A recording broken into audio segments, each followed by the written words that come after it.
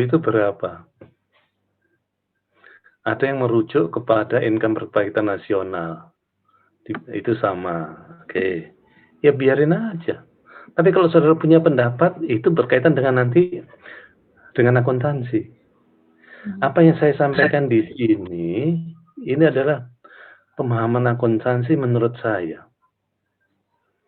Sedangkan mahasiswa itu boleh sama, boleh tidak. Oke.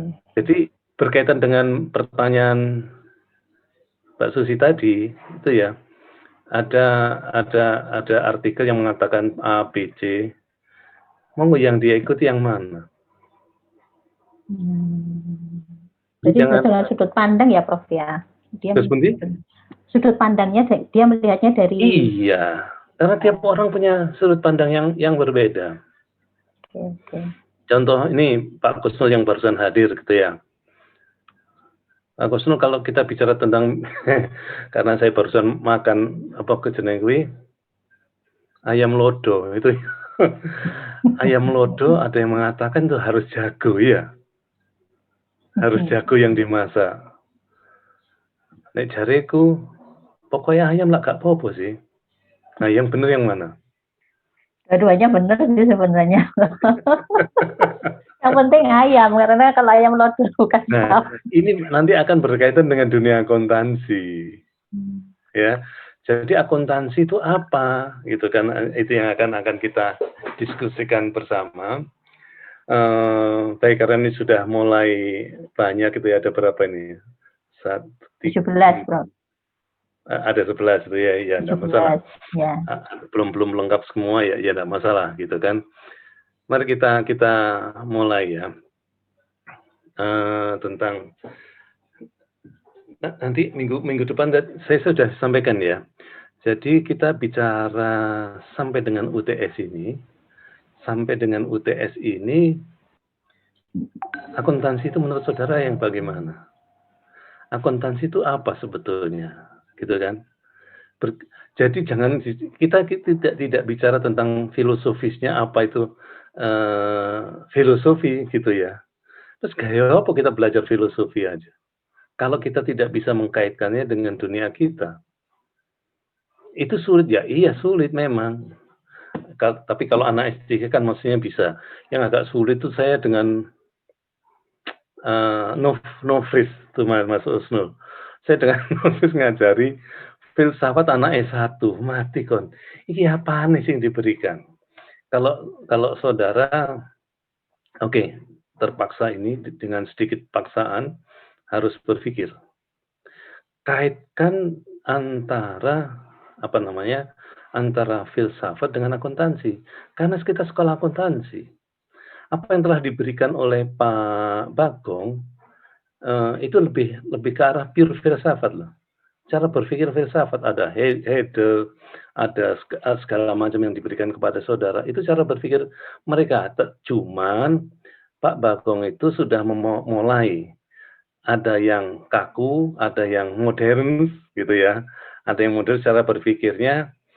Nah, nanti tugas kalian bagaimana mengkaitkannya dengan dunia akuntansi. Kan tiap orang beda-beda pemikirannya. Ya, tiap orang berbeda ya. Ya silakan lah. Kalau bahasa bahasa Balinya karena ada Pak Made Laut gitu ya. Ada bahasa Balinya be yourself. Jadi orang Bali yang lahirnya di Sydney itu ngomongnya be yourself.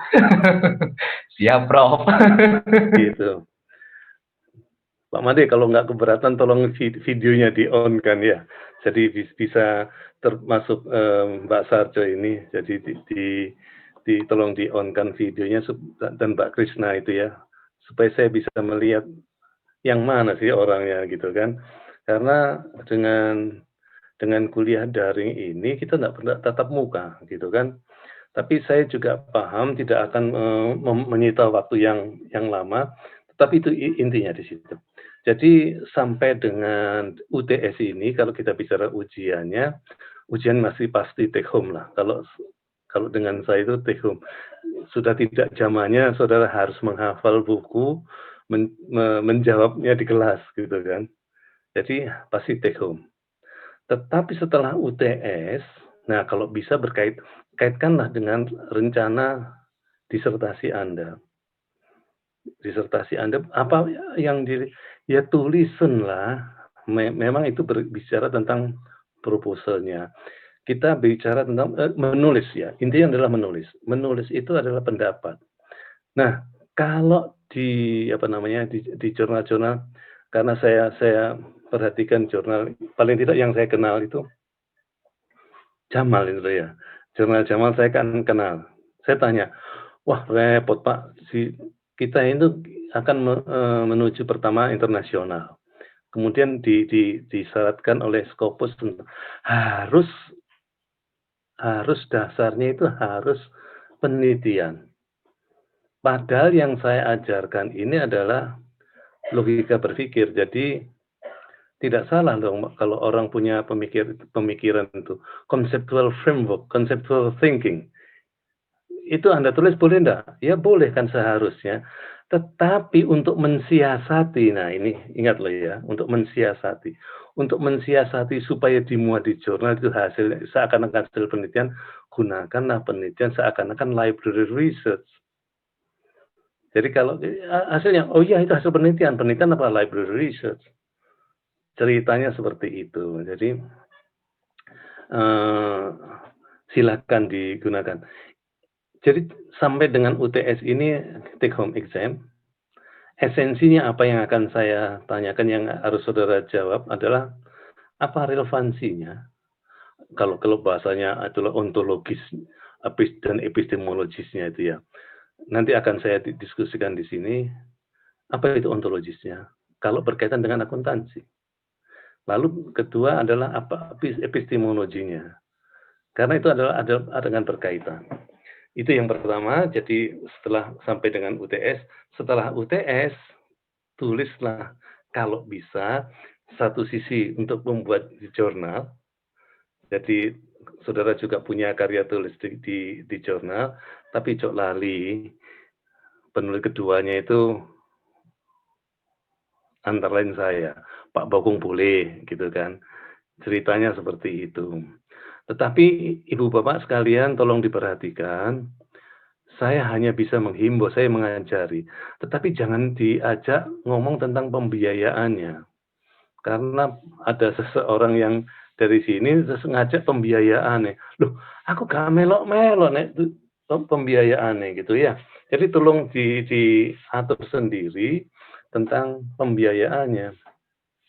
Jadi bagaimana itu biayanya tolong diatur sendiri. Kira-kira seperti itu. Sehingga nantinya kalau saudara mau ujian, ada karya tulisnya. Syukur-syukur banyak. Jadi jangan dipas loh ya. Syukur-syukur banyak, Pak. 2 atau 3 atau lebih, semakin bagus, semakin banyak semakin bagus. Baik. Kalau gitu proposal share screen.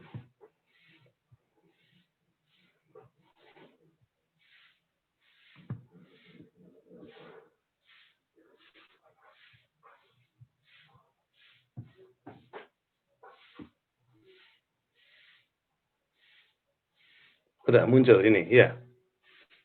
Sudah.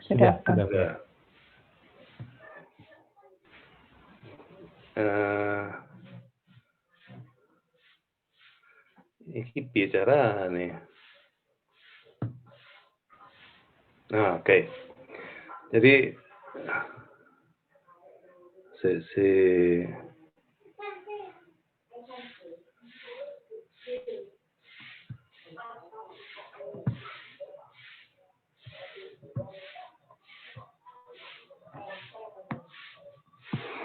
baik saudara-saudara, jadi ini yang kita bicarakan hari ini gitu ya. Jadi tolong dipikirkan bersama, implementasi dari pemikir itu, filsuf itu bukan hanya dari barat. Kenapa kita hanya belajar dari barat? Sebetulnya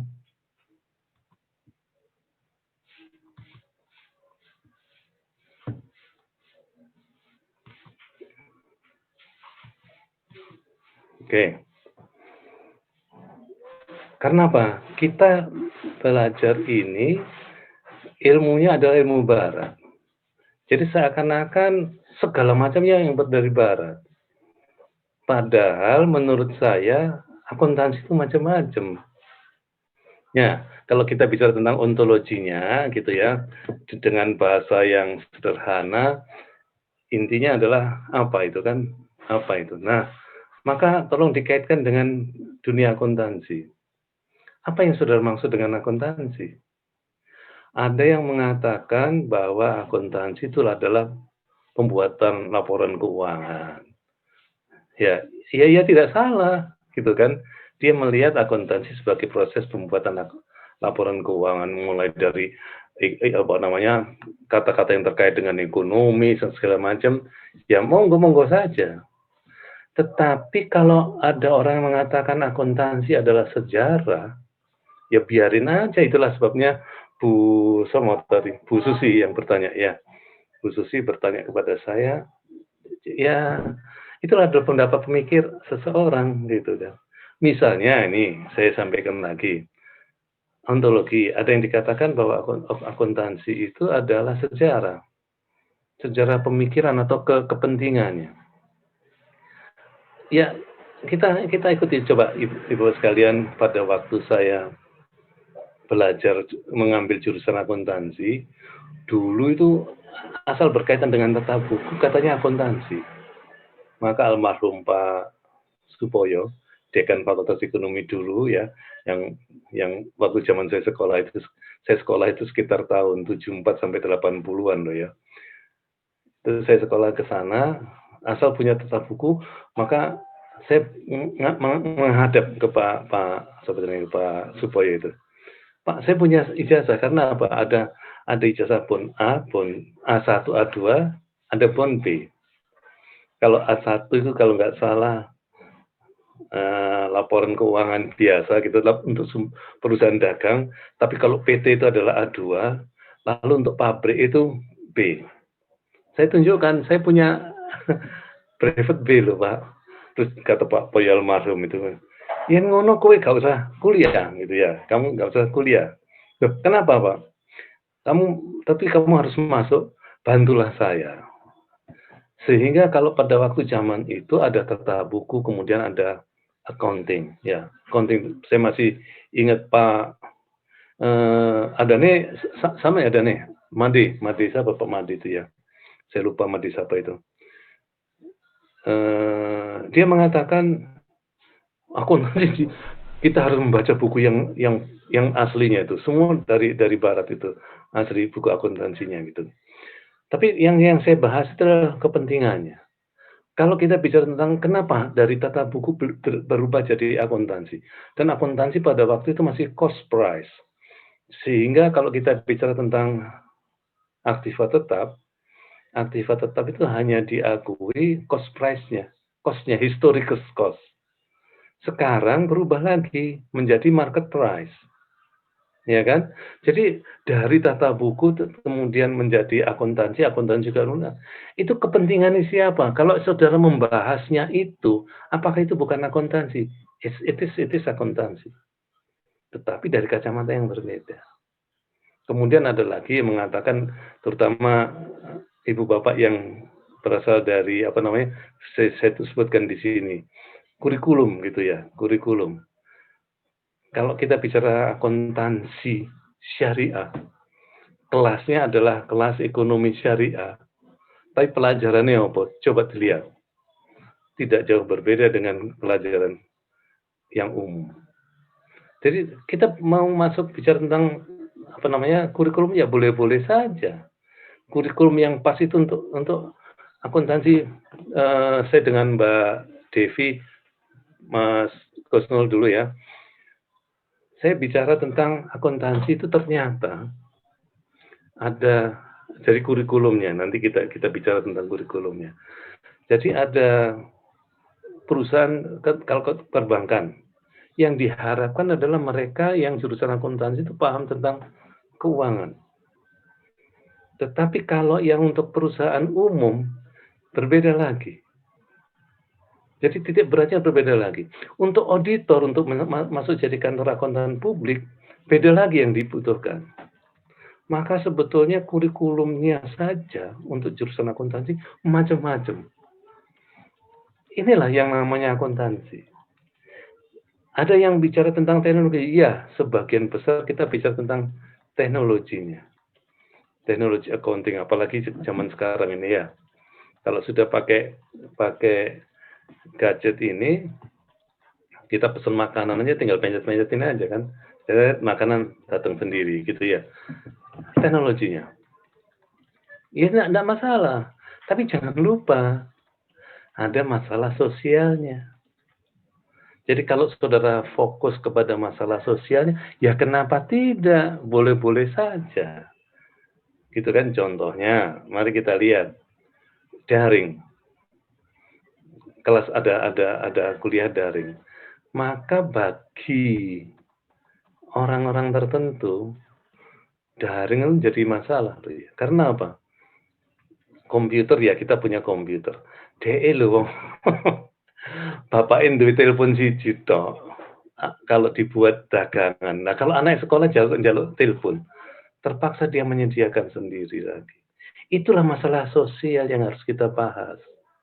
Ada lagi misalnya masalah jaringan. Ya, ada masalah jaringan. Kalau di kota relatif oke. Tapi di daerah, tidak semua daerah terpenuhi oleh jaringan. Lalu gimana kalau saudara mengadakan kuliah ini? Saudara menggunakan daring, oke, daring di sininya. Tapi di tempat lain belum tentu. Jadi akuntansi itu macam-macam ya, bisa tentang etikanya, standarnya. Coba kita lihat pelajaran yang diberikan di dalam mulai dari S1 itu. Apa saja? Ya kalau kita mau masuk itu masa tidak boleh. Jadi akuntansi dikatakan bahwa sebagian besar kita bicara tentang etika. Ya kenapa tidak? Etika lagi nanti kita bahas. Ibu bapak sekalian, saya tidak membahas tentang etika gitu ya. Tetapi coba kita lihat. Etika semua ada IAPI, ada IAMI, ada IAI jadi satu. Malam balik mana? Etika cuma satu toh. Temen lah. Padahal ada akuntan publik, ada akuntan pendidik, ada akuntan syariah. Maksud iku etika niku bodoh kabeh. Kira-kira begitu. Nah, maka bahaslah. Sehingga kita mempelajari filsafat ini ada dampaknya kira-kira seperti itu. Itu kalau kita bicara tentang akuntansi ini. Jadi akuntansi itu what? Apanya sih akuntansi? Kalau kita bicara epistemologinya, mengapa dan bagaimana kita cara mempelajarinya? Ya tentu saja terkait dengan ontologinya. Kalau kita menganggap itu adalah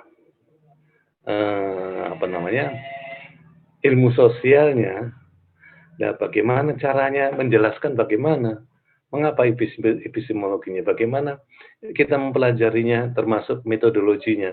Itu semua adalah bicara untuk akuntansinya. Untuk apa kita belajar? Mengapa kita belajar akuntansi kan macam-macam. Ada yang tujuannya untuk memahaminya, ada yang melihat prakteknya, apalagi kalau udah prakteknya, ada teknologinya gitu kan, ada masalah sosialnya. Maka kalau kita bicara tentang akuntansi, mungkin di dalam konteks epistemologinya, bagaimana cara mempelajarinya, bagaimana kita bisa melakukan penelitian. Contoh, ini mungkin saya sudah ngomong juga tentang penelitian tentang sampah. Bukan sampahnya loh ya, kalau itu sampahnya mau merubah sampahnya itu urusannya bagian lain. Tetapi apa yang dilihat, apa yang dikerjain itu, bagaimana kita berwakaf. Loh, wakaf kok ngau sampah. Maka sampahnya setelah diolah jadi duitnya dicatat, dan hak itu catatannya itu menunjukkan hak. Maka setelah terjadi jumlah tertentu baru diserahkan ke nasir. Maka itu adalah penelitian akuntansi atau bukan? Sakarepmu. Jadi saya melalui ini pelajaran tidak mau memaksakan ini contohnya. Kira-kira seperti itu. Nah, berikutnya ini misalnya kita harus ingat loh ya bahwa apa yang telah disampaikan Pak Bagong tadi udah saya singgung sedikit gitu ya. Itu adalah pure filsafat. Meskipun hanya sebagian. Nah, tugas saudara, maka dari itu saya sebutkan dengan ontologi epistemologinya. Terserah saudara menganggapnya akuntansi itu apa. Itu kan tiap orang beda-beda. Ya kan? Maka tugas saudara mengkaitkan dengan itu yang sudah saya sampaikan. Apa kaitan filsafat itu dengan dunia akuntansi? Dan yang ketiga ini harus saudara ingat, pahamilah bahwa pemikir itu bukan hanya orang barat. Saudara mengikuti ini boleh, tidak dilarang. Tetapi harus diingat bahwa yang diajarkan itu seakan-akan hanya teori barat. Jadi kalau saudara paham Confucius misalnya, orang yang dari Cina, bahkan kalau kita bicara tentang, saya masih ingat tuh ya, itu tahun 90-an ya, tahun 90-an saya mengadakan penelitian, tahun itu sudah disebutkan kira-kira 3000 tahun sebelum Masehi, di Cina itu sudah ada kasta pilaris. Itu tahun segitu. Padahal kita baru belajar mulai adanya dengan Lucas Pacioli. Maka silakanlah. Maka itulah kalau guyonnya orang, belajarlah sampai ke negeri Cina. Itu karena memang betul-betul dia maju. Kertas saja loh ya, kalau kita bicara tentang kertas, pertama kali ditemukan Cina, termasuk tinta. Tinta itu pertama kali ditemukan Cina. Nah, sehingga kalau kita sebutkan orang-orang yang harus kita pahami bahwa Cina itu juga ada filsafatnya, Confucius. Bukan hanya orang Barat saja. Orang India ada filsafatnya. Orang Jawa juga ada. Nah, lalu tugas saudara adalah mengkaitkannya dengan akuntansi. Jadi apa yang telah kita bicarakan tadi, bawalah ke dunia akuntansi. Tetapi ingat, akuntansi itu apa? Ya kembali lagi saya bicara tentang ontologinya. Banyak sekali makna akuntansi. Berikut ini adalah contoh aja, gitu ya. Mungkin ingat loh ya, tidak harus Jawa gitu ya. Karena saya katanya orang Jawa gitu. Maka saya bicara tentang ini. Kalau dikatakan ada, ingat kita membahas filsafat bukan filsafat Jawanya yang dibahas. Tapi satu atau dua kata-kata kalimat yang lazim digunakan. Yang lazim digunakan oleh orang Jawa misalnya seperti ing pamrih rame ing gawe. Jadi kalau kita niat bekerja ya nggak perlu buat pengumuman, nggak perlu sombong, nggak perlu. Karena pamrih itu bisa artikan ego gitu kan. Dan kita nggak usah egois. Tapi nyatakanlah dalam kalimat dengan pekerjaan, kenapa disebut rame ing gawe itu maksudnya bukan kalau ada kawan beramai-ramai ya tidak gitu kan. Tapi seriuslah pada waktu saudara mengerjakan pekerjaan itu. Berniat, bersungguh-sungguh saya katakan. Itu sebutnya rame ing gawe. Nah, andekan ini, lalu dalam dunia akuntansi apa? Sakarep mung kowe ngomong. Yang relevan dengan hal ini. Intinya loh ya, kalau mau berbisnis, lakukanlah dengan seksama, bukan memperhatikan diri sendiri, itu artinya egois gitu kan. Orang bahwa kita adalah nomor satu, ya enggak. Lalu bagaimana cara mengimplementasinya? Menurut saudara. Oke, satu contoh. Contoh yang dua, saya sampaikan manunggaling kawula Gusti. Saudara kalau mengikuti Pak Iwan Triyono, seringkali dia mengatakan manunggaling kawula Gusti. Memang dia dulu teman saya, tapi menurut saya itu memang filsuf dia itu. Itu betul-betul filsuf. Karena kalau kita bicara manunggaling kawula Gusti, ada kawula, ada Gusti. Kalau kita masih merasa, itu cari Iwan tuh ya, dan memang rasanya memang benar. Kalau kita masih merasa ada kita, itu sebetulnya belum manunggaling. Kalau manunggaling itu bahwa kita harus merasa bahwa semuanya itu adalah urusannya Gusti Allah. Ceritanya seperti itu. Ini antara Islam atau Jawa ya karepmu lah ngomong boleh-boleh aja kok gitu kan. Nanti saya di luar ini ya. Orang Jawa mempercayai bahwa Tuhan itu adalah pusat alam semesta, pusat segala penghidupan, keseimbangan dan kestabilannya. Itu pusatnya di sana. Jadi kalau kita ngomong COVID itu ya, COVID, jadi kalau itu makan dari Cina gitu ya, COVID itu ya. Itu ada yang mengatakan itu buatan manusia, maksudnya, ya terserah gitu kan. Kalau saya percaya yang nomor satu itu. Yang kedua, dapat dicapai apabila manusia dapat mengendalikan sedulur papat limo, istilahnya papat limo panjur dulu ya. Kalau kita bisa mengatasi hal nafsunya, bagaimana nafsu yang baik yang berkaitan dengan pekerjaannya, yang kita jangan hanya angkara murka itu ngodok untung tok sing dipikir gitu ya, bukan amarahnya lah ya, adalah wama ada Sofia segala macam. Kita harus membebaskan dari rasa nafsu itu, maka kita akan bisa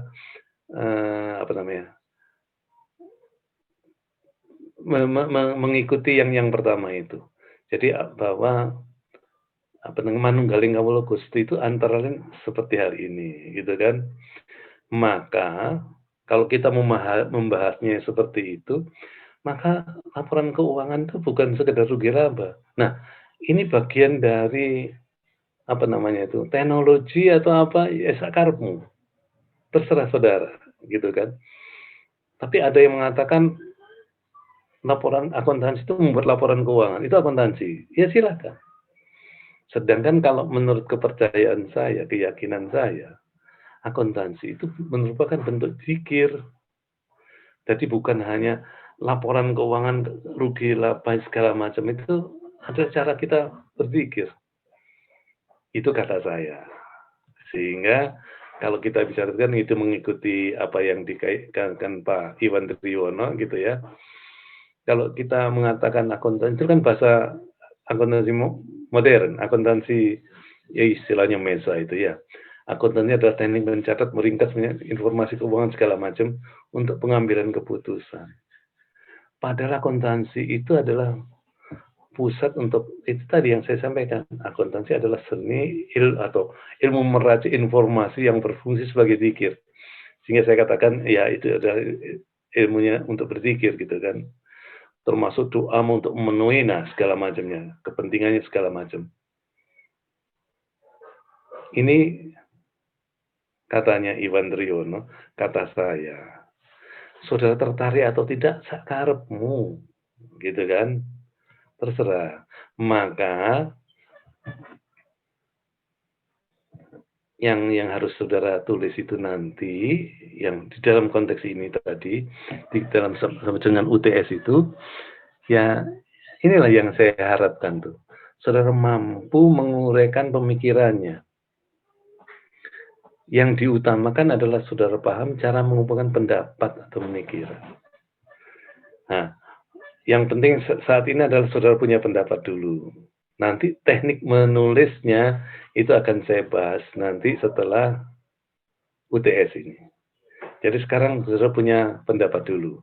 Kira-kira seperti itu. Nih, contoh lain lagi ya. Ini berkaitan dengan makna laba sebetulnya ya. Berkaitan dengan makna laba.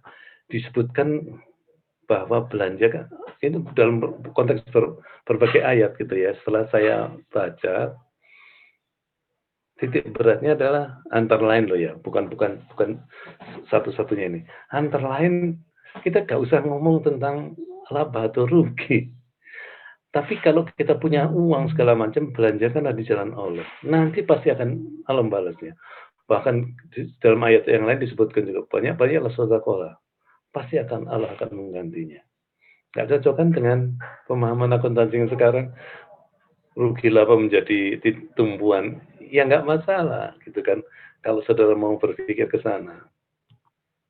Nih sebagai contohnya ya.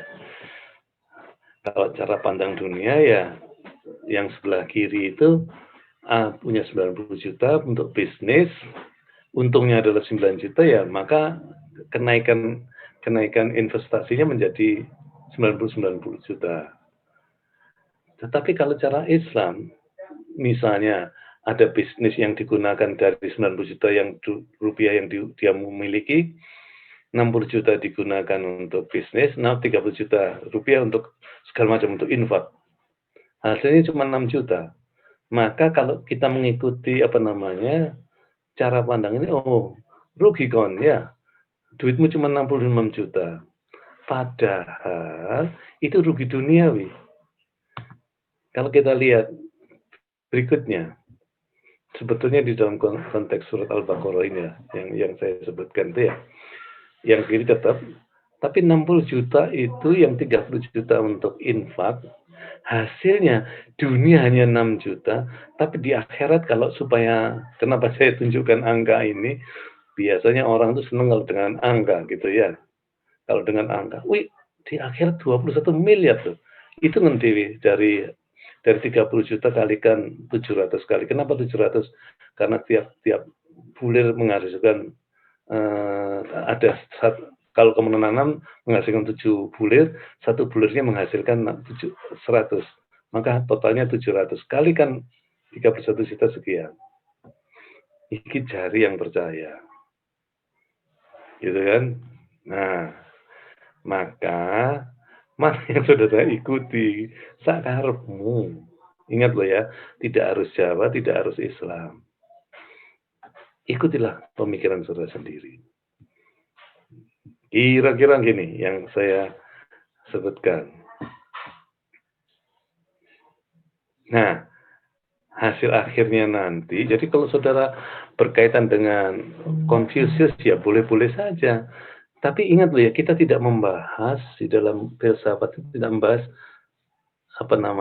Confuciusnya sendiri. Konghucunya tidak dibahas. Tetapi esensinya apa yang saudara tekankan ya, setelah saudara tekankan, lalu apa relevansinya dengan dunia akuntansi? Baru saudara omongkan. Kira-kira gitu. Ada pertanyaan? Monggo. Ya, Prof. Izin, Prof. Iya, monggo Pak Andri. Ya,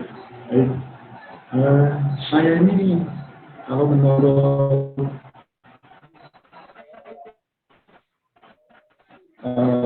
Pak kuliah di status lanjutan, termasuk di dalam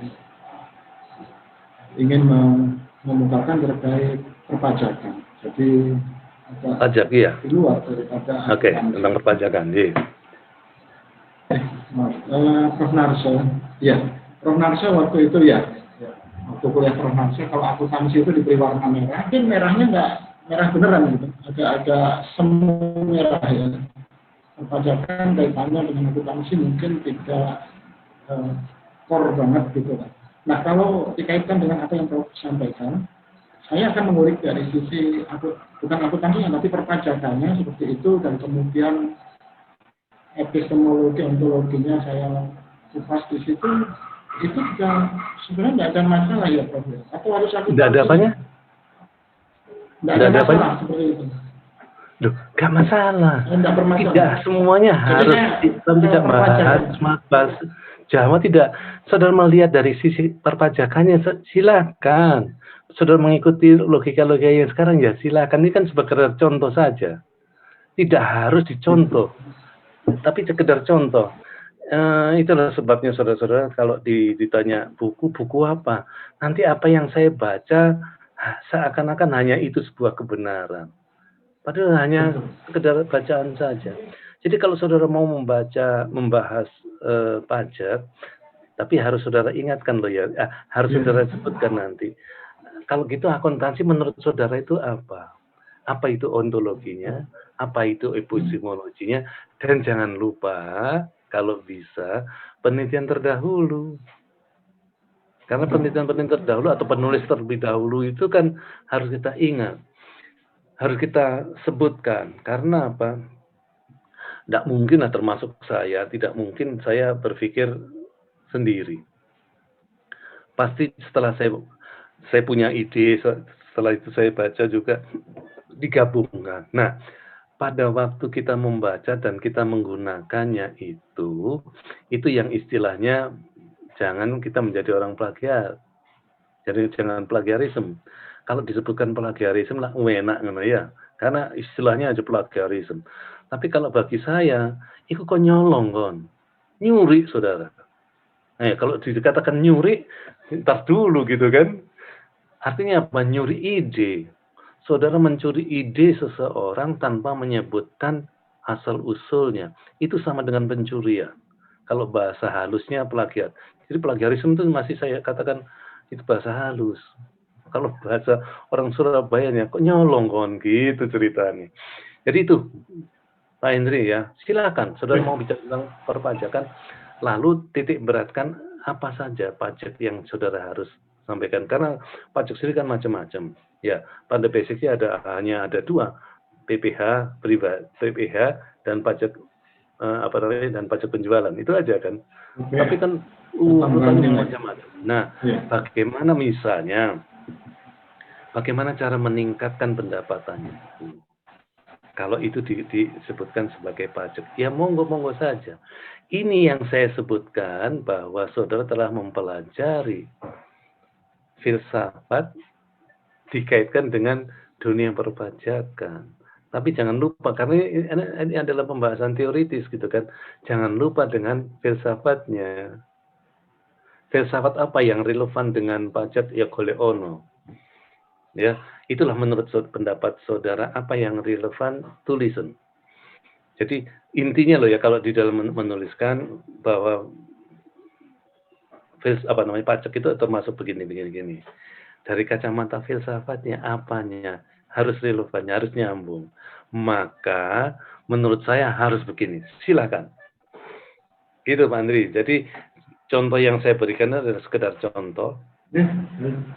Tidak harus diikuti sama sekali, gitu kan? Karena saya yakin saudara punya pemikiran, saudara punya pendapat. Kira-kira begitu Pak Hendri. Ya, Prof, terima kasih. Tadinya saya mencari view yang lain, tapi sepertinya apa yang disampaikan Prof Cip juga ada baiknya juga saya ikuti. Jadi mohon maaf saya terpaksa mengangkat begini gitu ya, karena nanggonku suaranya bengung toh. Jangan disalahkan mic saudara gitu kan. Mungkin kalau seperti itu akan terdengar. Jadi saudara-saudara kalau yang membawa headset. Apa jenenge kuwi sing nganggo tali ngono lho ya. Headset, Prof. Nah, kalau itu didekatkan ke mulut saya dengar. Tapi kalau dari jauh suara gunggung. Oh iya. Oke, monggo yang lain. Suaranya mengganggu. Iya, matur nuwun. Iya, sama-sama. Iya, saya ingin bertanya, Prof. Cip. Iya. Ini, Prof. Cip. Ya, ini Prof. Cip, saya kalau minggu kemarin Prof. Cip memberi gambaran, itu saya sempat membaca-baca dan saya pribadi ya lebih tertarik dengan filsuf yang itu adalah dari kaum muslim ya, dari muslim. Jadi saya baca ada Al-Ghazali, ada Al-Atas yang itu mereka mengaitkan akuntansi ataupun etika dalam berbisnis, istilahnya bagaimana kita bermuamalah itu sesuai dengan yang ada di Quran dan hadis. Dan kalau saya baca, saya pelajari, ternyata yang ada pendapat mereka ya, semua yang ada tertulis di Quran dan di hadis ya, itu sekarang juga dilakukan, misalnya seperti CSR contohnya ya.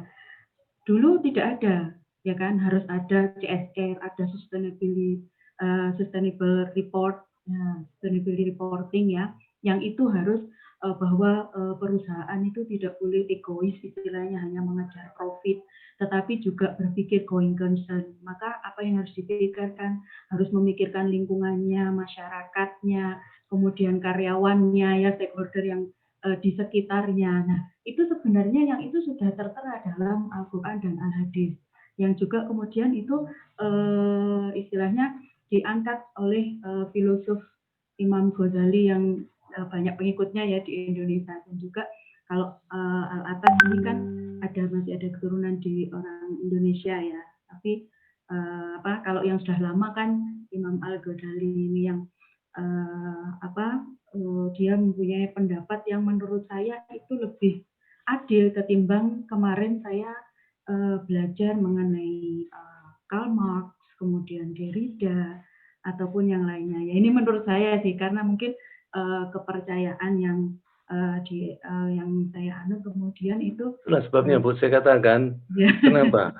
Tiap orang tuh punya keyakinan sendiri-sendiri lah, kok kabeh kudu podo. Ya rasanya nggak mungkin lah ya. Tiap orang sendiri-sendiri ya, monggo kalau Ibu Bisa ya, tertarik bisa dengan ya. itu, Kalau misalnya saya kaitkan dengan filosof-filosof yang Muslim gitu, bisa ya Prof ya. Ya monggo Bu. Jadi intinya jelaskanlah kalau gitu filsafat yang saudara ikuti itu filsafat apa. Lalu hubungannya dengan dunia akuntansinya. Jangan lupa karena kelas ini adalah kelas akuntansi. Tentang filsafat, ingat loh ya, filsafat itu bukan hanya orang barat saja. Ternyata Putri juga memahami hal yang juga yang berbeda. Ya monggo. Gitu loh ya. Jadi kalau semua harus sama mati kon. Terus sekolah UNER lulusannya podo kabeh gitu ya. Kayak apa? Kalau menurut saya semakin bervariasi semakin bagus. Gitu kan. Kalau ditanya yang mana yang benar walau alam. Aku tidak ngerti. Ya, kebetulan saudara bisa membaca saya siapa. Ya, tapi kalau di dalam hal penulisan, ya silakan apa yang saudara lakukan. Kira-kira seperti itu. Oke, siap. Bagus Bu, tapi ingat loh ya, teknik-teknik menulisnya. Ya, siap. Ya, teknik menulisnya. Nanti kalau sekarang ini lebih saya tekankan kepada idenya dulu. Tetapi nanti setelah UTS, ayo kita totok kembali. Ya, ini saya baca juga ini kok Prof. Saya pendapat dari Al-Ghazali, Al-Atas ini banyak juga diambil untuk peneliti yang sebelumnya. Jadi termasuk Prof. Iwan Triyono, terus Pak Aji Dedi dan kawan-kawan dan rekan-rekannya itu, mereka juga beberapa mengangkat pendapat dari filosof ini gitu Prof. Ya monggo itu kalau kalian berbeda sependapat ya monggo gitu. Tidak dilarang. Ya, tidak dilarang, tapi itulah. Jadi intinya saudara-saudara sekalian harus dipahami bahwa filsafat itu sebetulnya bukan hanya dari barat. Ya. Bahwa saat ini yang diajarkan itu ya iyalah gitu kan, karena semua orang lebih banyak tahu. Contohnya kita bicara tentang rasionalis. Ya. Rasionalis itu benar atau tidak? Menurut saya juga kalau kita bicara tentang benar ya benar lah rasionalis. Sebagai contoh, misalnya kalau jalan banjir gitu ya, ya kita harus memilih jalan itu. Itu kan rasional. Kita harus memilih jalan yang tidak dalam. Itu rasional. Gitu kan. Tetapi ada sesuatu yang tidak bisa dicerna oleh rasio. Misalnya, kenapa kita harus bicara bismillah? Ya, mohon maaf, saudara sekalian, saya tidak paham kalau agama lain. Yang saya pahami adalah cara Islam. Kenapa kita harus mengatakan bismillah? Menyebutkan itu. Apa relevansinya? Kan nggak bisa jawab sama semuanya. Kalau menurut saya nih Prof, kenapa kita harus bismillah? Bahwa setiap kegiatan. Ya iyalah, karena kita sepaham gitu kan. Tetapi bagi orang yang lain, betul ya. masuk akal gitu kan. Maka dari itu jangan hanya menurut saya, jangan hanya menggunakan rasionalitas saja. Rasio itu benar, tapi ada sesuatu yang contoh yang lain. Kita kan semua umat beragama. Kita yakin ada hari akhir, ada hari ada neraka, ada surga. Semuanya yakin, gitu kan? Kok iso kon yakin? Ayo jelaskan dengan rasio. Nggak mungkin. Kan itu bicara tentang keyakinan. Iya kan? Tapi semua agama mengajarkan tentang adanya neraka, adanya surga.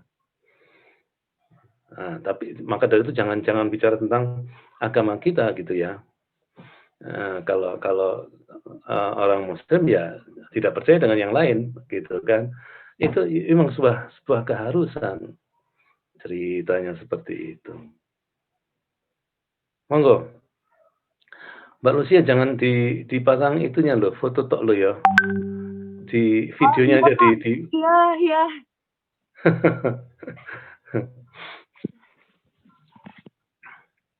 Ya, monggo yang lain kalau ada yang ditanyakan lain.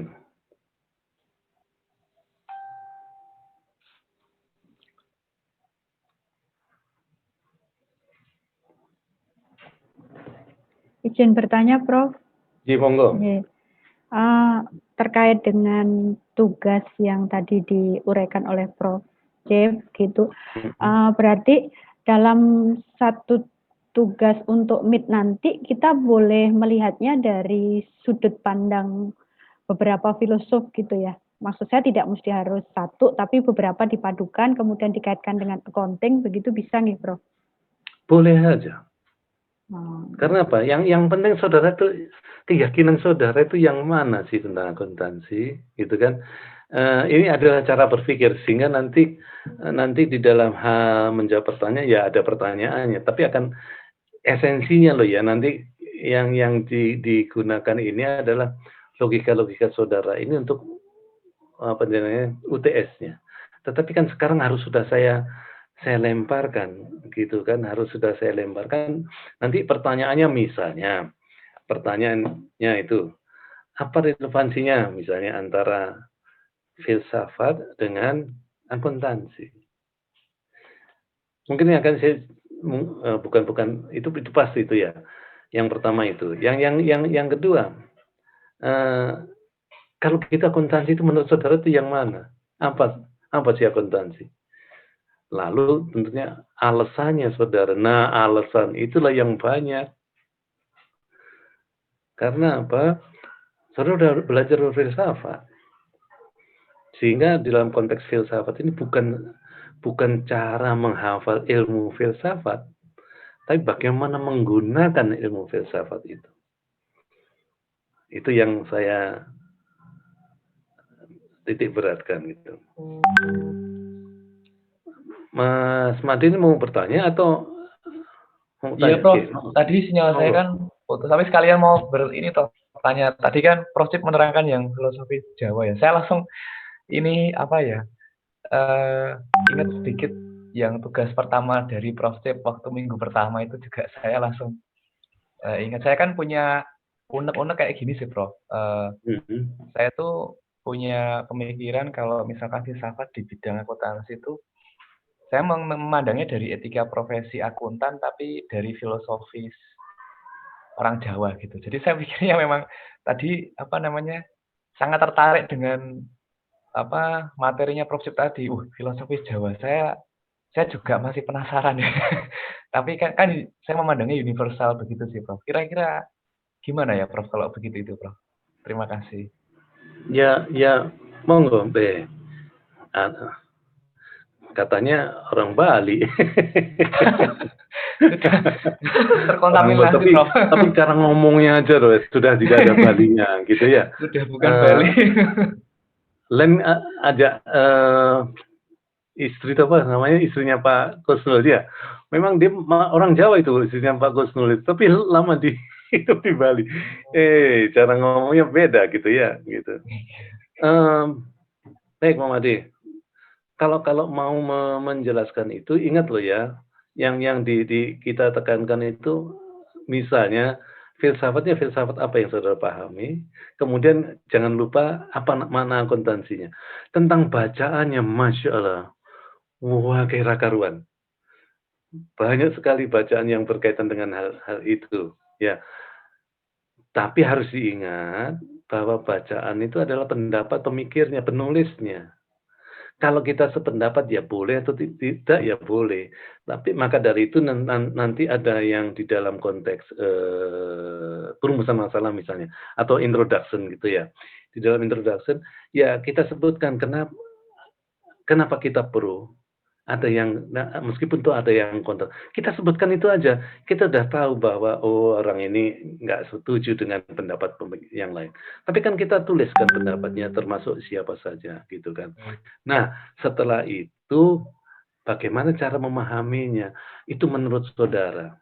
Memahami itu apa yang saya maksud di sini memahami. Misalnya saudara mengatakan bahwa Jerbasuki mau beo misalnya ya. Tidak ada sesuatu yang tidak pakai biaya gitu kan. Jerbasuki mau beo. Ya saudara sebutkan kalau gitu bagaimana kita menggunakan biaya, bagaimana kita menghemat biaya tanpa menyimpang dari aturan. Itu kan sebuah pemikiran-pemikiran saudara. Maka kesimpulannya itu bagaimana kita mensiasati Jerbasuki mau beo. Intinya seperti itu. Jadi terima kasih, silakan. Silakan. Jadi kalau mau dengan menurut saya dengan cara demikian ini tulisannya macam-macam. Ada yang berkaitan dengan pajak, ada yang tentang filsafat itu, ada yang macam-macam gitu kan. Dan bisa loh ya sampai saya sendiri bingung. Itu lebih bagus itu. Bukan berarti saya paling pinter ya, enggak lah. Semakin saya bingung sendiri mati kon tulisannya tentang opo gitu kan. Seperti contoh ini ya. Nanti Rabu ini saya mau menguji Bu Kartika. Bu Kartika itu wakil Bupati Lamongan itu ya, Bu Kartika itu. Kebetulan bimbingan saya. Apa yang akan dia lakukan itu kan, saya mumpung wakil bupati ya. Ojo ngomong semua desa sama. Satu desa aja loh Bu. Hidupkan apa artinya dalam konteks BMT. Nah, kalau konteks BMT itu koperasinya harus dari anggota. Padahal anggota ini petani ganti duit. Iya kan? Maka tak bisi bujuk ono sedikit, bohong sedikit. Artinya apa? Orang-orang itu, petani itu dibohongin bahwa orangnya, kita carikan dana wakaf lah. Kalau dana wakaf kan niatnya orangnya untuk apa namanya tidak berbalas, ya kan? Tapi ke petaninya kita sebutkan, kamu ini duit pinjaman lo ya, kamu harus bayar. Bayarnya ya kita tidak bicara tentang bunganya, bagaimana membayarnya nanti kita manfaatkan untuk yang lain. Itulah investasinya gitu kan. Tapi itu yang saya lakukan. Apakah berhasil nanti atau tidak belum tentu kan. Tapi at least itu kita mencoba bagaimana. Angele bagaimana? Apa gunanya kon wakil bupati tak jariku ngono ya. Kalau jadi wakil bupati tidak bisa ngomong ya jangan tanya saya. Kalau saya ya nggak ngerti caranya gitu kan. Tapi kalau dia kan punya power untuk kira-kira begitu. Jadi itu di luar pemahaman saya sebetulnya. Tetapi ya kita belajar seperti itu. Tapi bagaimana cara mendanai itu loh. Mikir kira-kira seperti itu. Jadi semakin banyak nanti semakin banyak ide dari saudara-saudara akan semakin bagus. Kira-kira gitu. Mbak Lucy ada ide? Saya masih belum, Pak. Sudah keluar kantor. Ini bisa.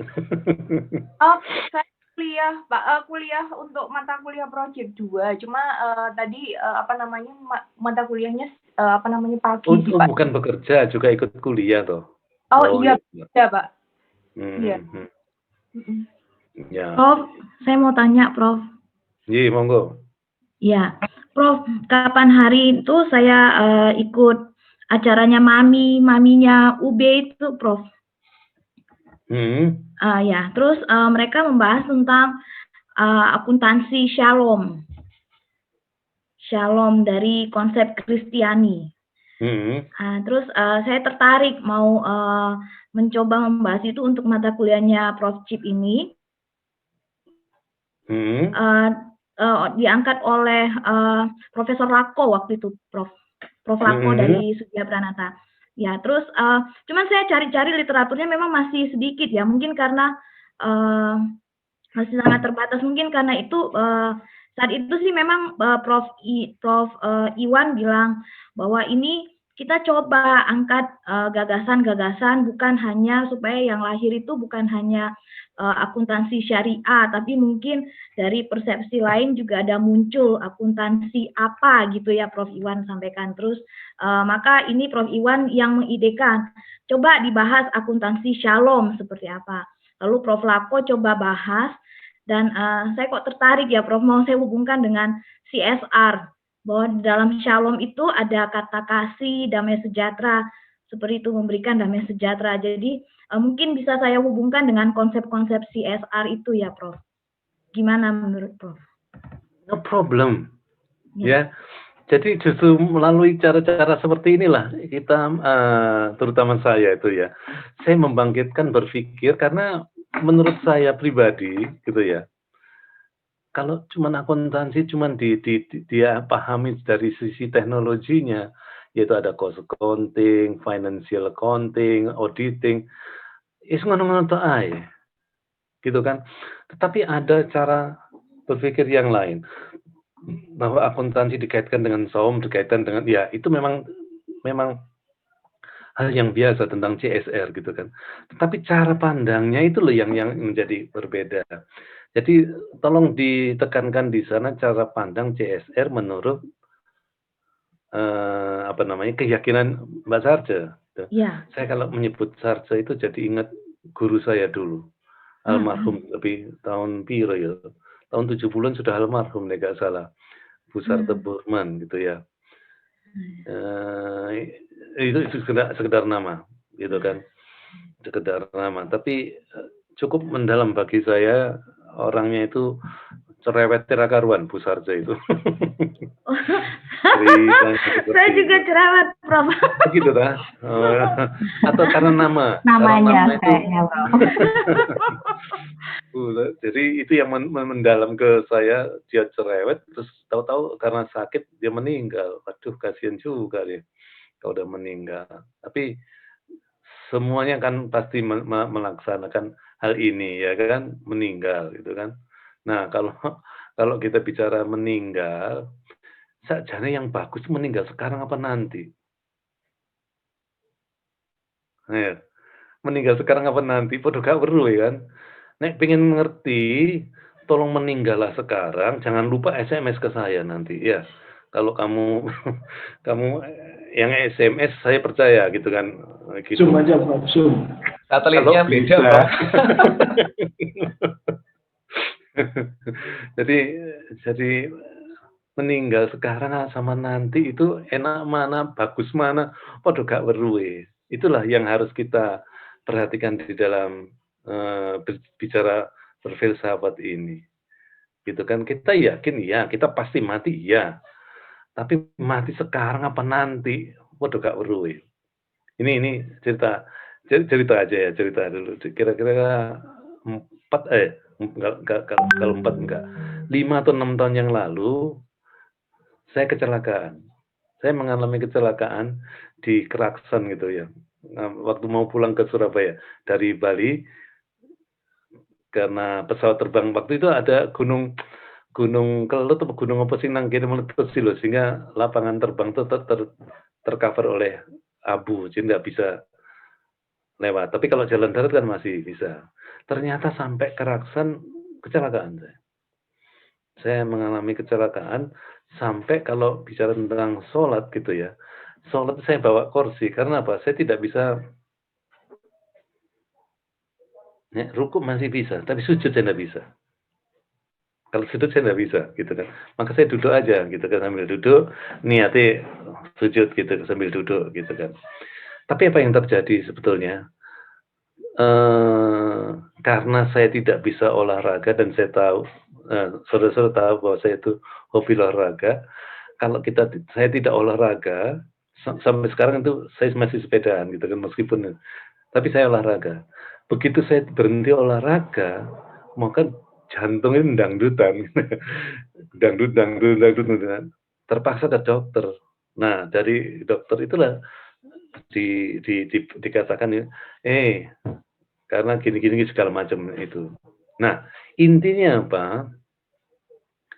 Kalau saya tidak kecelakaan, hobi saya tenis dulu ya.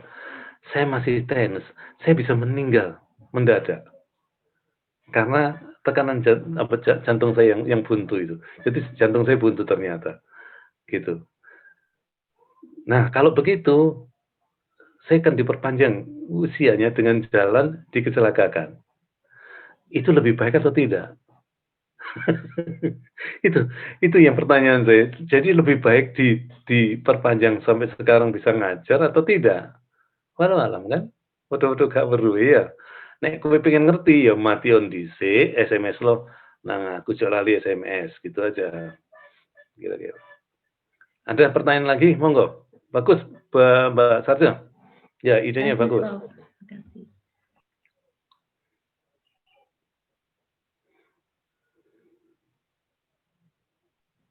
Saya mau tanya, Prof. Iya, monggo. Kalau kita berbicara tentang filosofi gitu ya, Prof. Kemarin saya dengar kuliah dengan Prof. Bagong. Itu kita mengacu pada filosof yang sudah terkenal gitu dengan dia mereka punya pendapat. Ketika kita akan menggabungkan ilmu akuntansi dengan filsafat yang lain, itu kalau kita hubungkan dengan budaya dalam hal ini Jawa gitu ya, Prof. Ada filsuf Jawa yang mengatakan begini gitu. Tapi kadang-kadang kita tidak tahu siapa yang mengatakan itu sebenarnya. Kalau kemarin kita dapat perkuliahan kan jelas, ini Derrida, kemudian ini Marx dan seterusnya.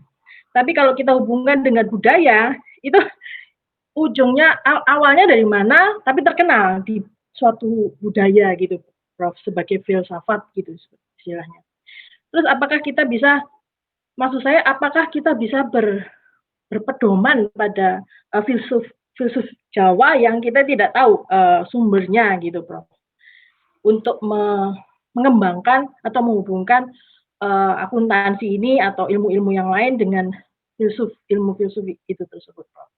Kalau misalnya dari kitab suci kita tahu sumbernya jelas ya, Prof.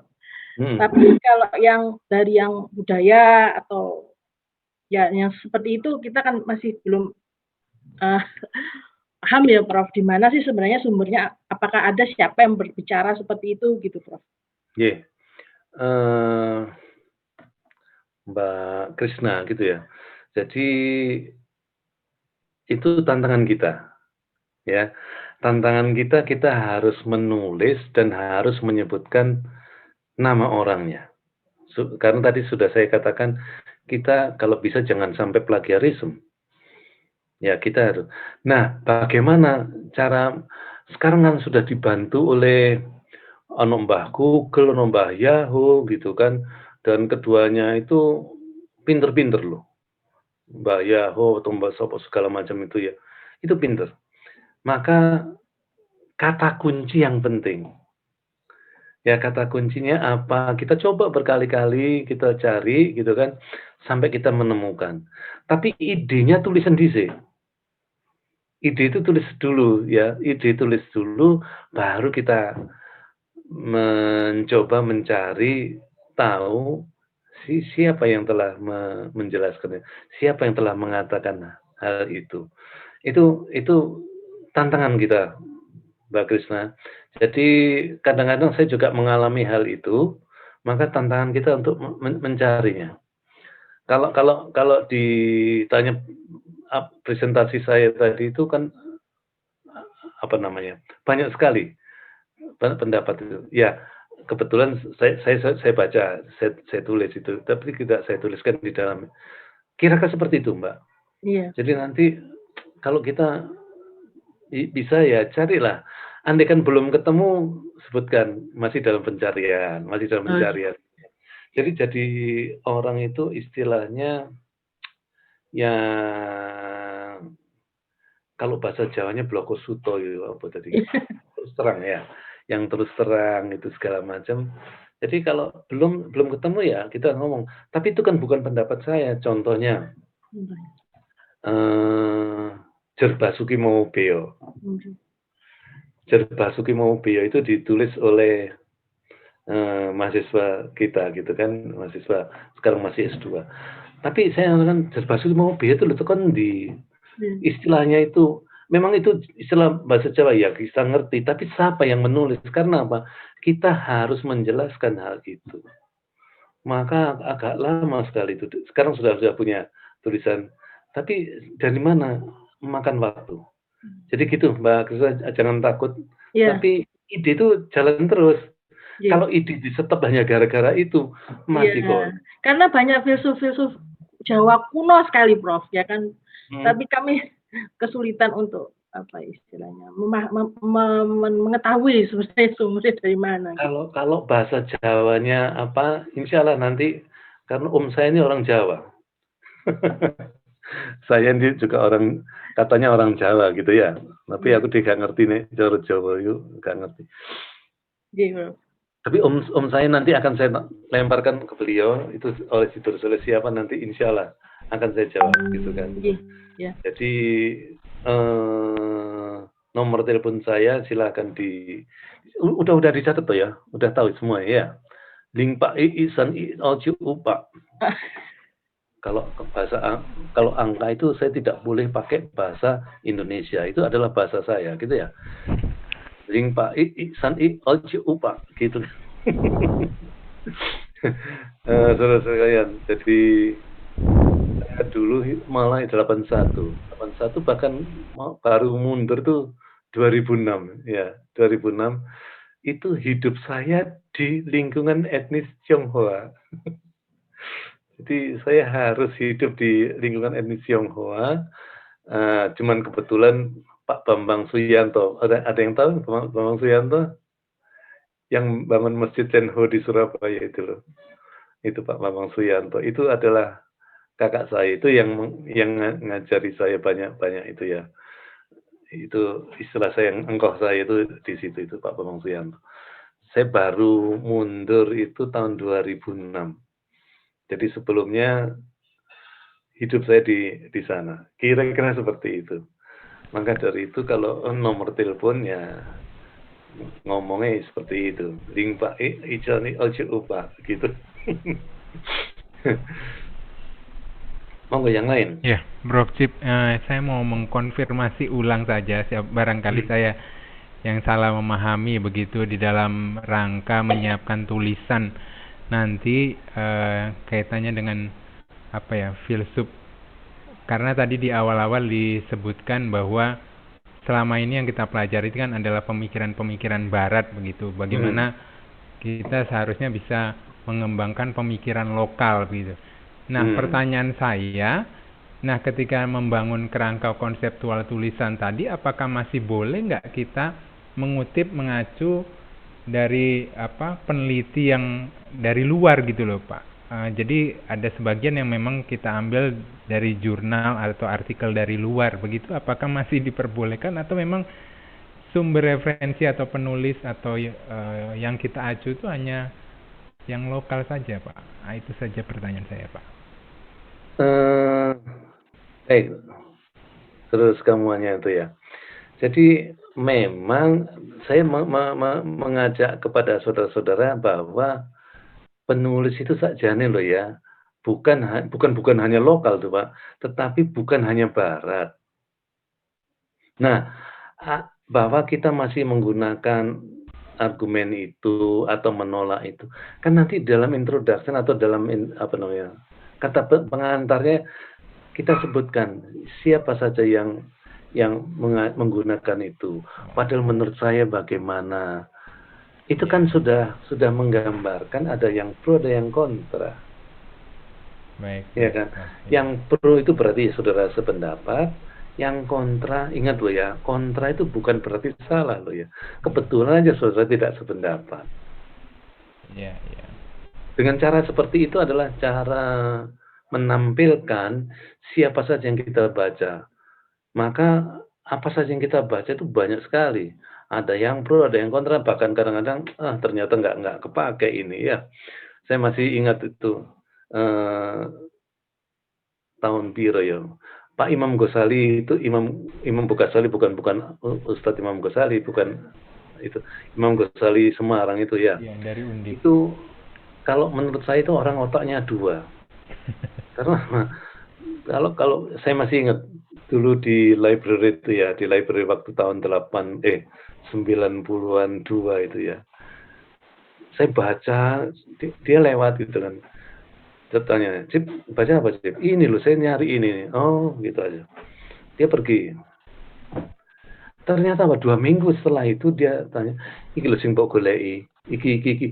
Dia menyebutkan detail. Berarti dia membaca kan.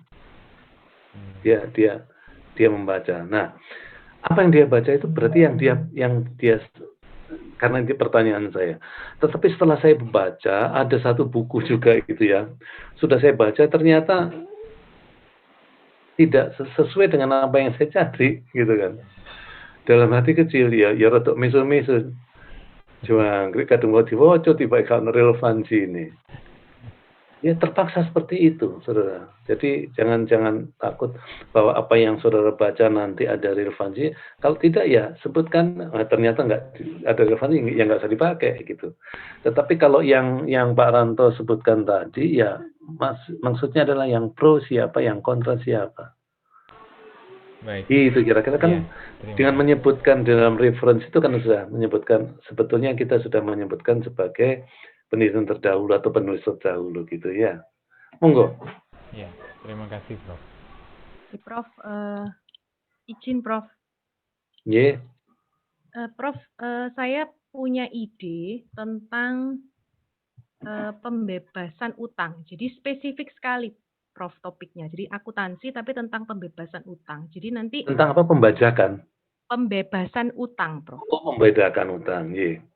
Pembebasan. Nah, akuntansi untuk pembebasan utang ini nanti saya rencana melihat sejarahnya begitu, Prof. Nah, ada beberapa website yang sudah saya coba cari, itu ada tentang sejarah pembebasan utang zaman Mesopotamia dan sebagainya.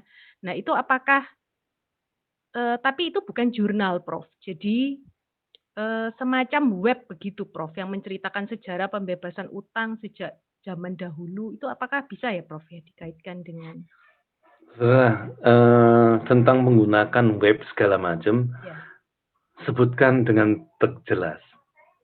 Ya, itu artinya nanti di dalam daftar pustakanya sebutkan dengan tegas bahwa itu dari web, itu bukan penulis, bukan jurnal gitu kan. Meskipun toh kita yakin bahwa meskipun dalam web, tapi kalau bisa diakses setiap saat itu boleh. Tetapi kalau ingat dulu pertanyaannya ya, dulu pemeringkatannya. Kalau dari web enggak boleh. Itu kan dulu. Sekarang kan penggunaan web itu kan beda sama sekali gitu kan. Contoh ini aja bolak-balik aku nganggung ini juga web. Tapi kalau tidak bisa berkaitan dengan teori yang tadi, saya sebutkan aja itu dari web, no problem.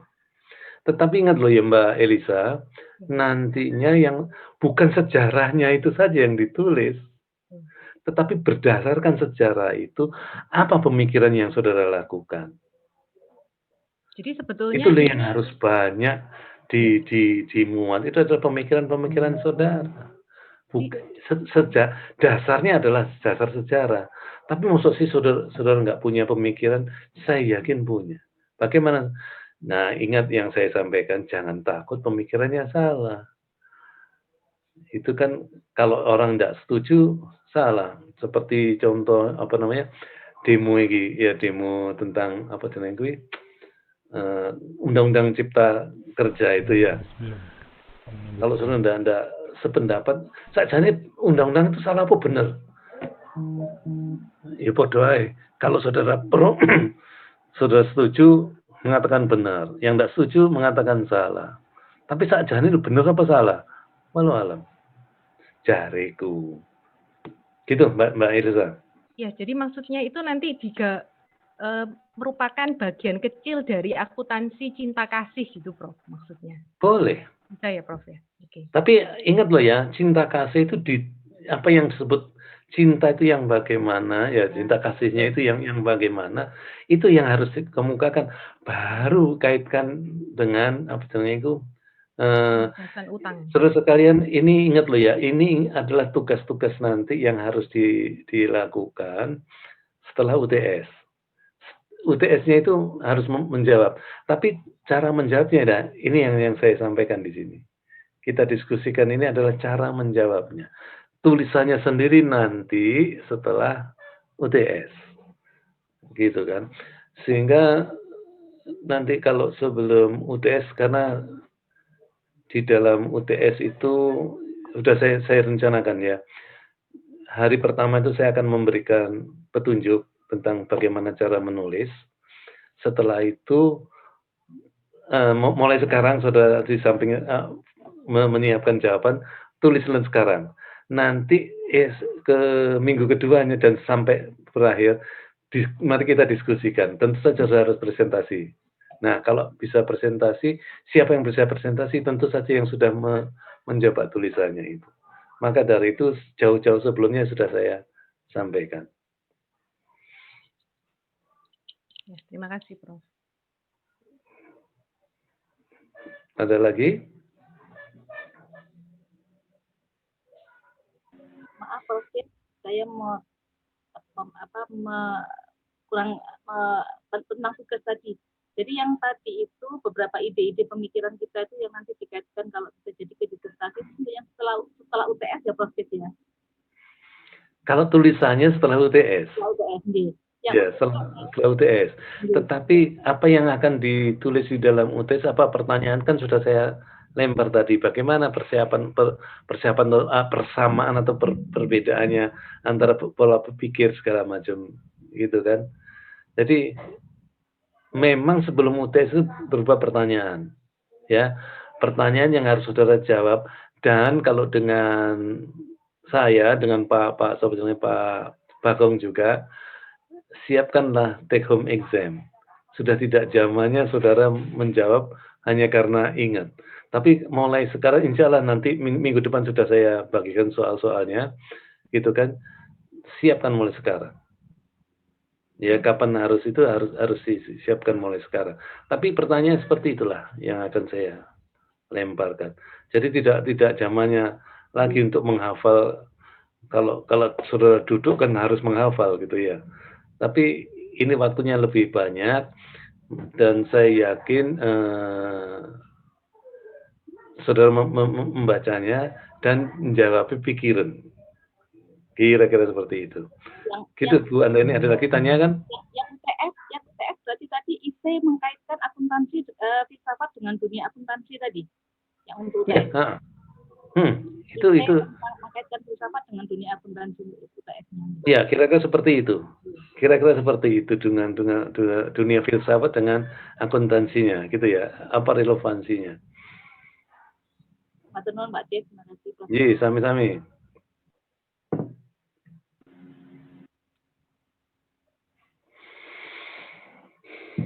Baik, saudara, kalau tidak ada pertanyaan lagi, inilah yang akan saya sampaikan.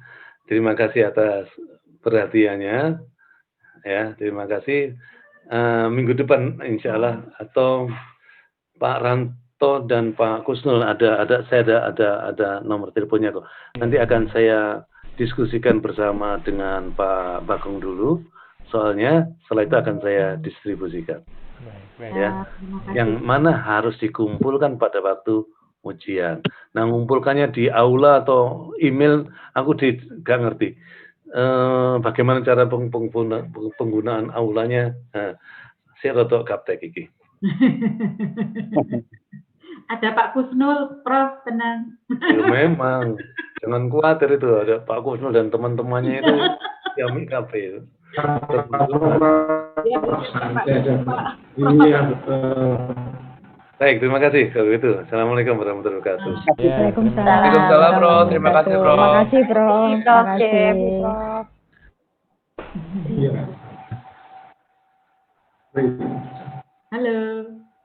Waalaikumsalam. Makasih, Bro. Berarti bikin Iya, sehat, Bro. proposalnya untuk UAS ya. Halo Bapak Ibu.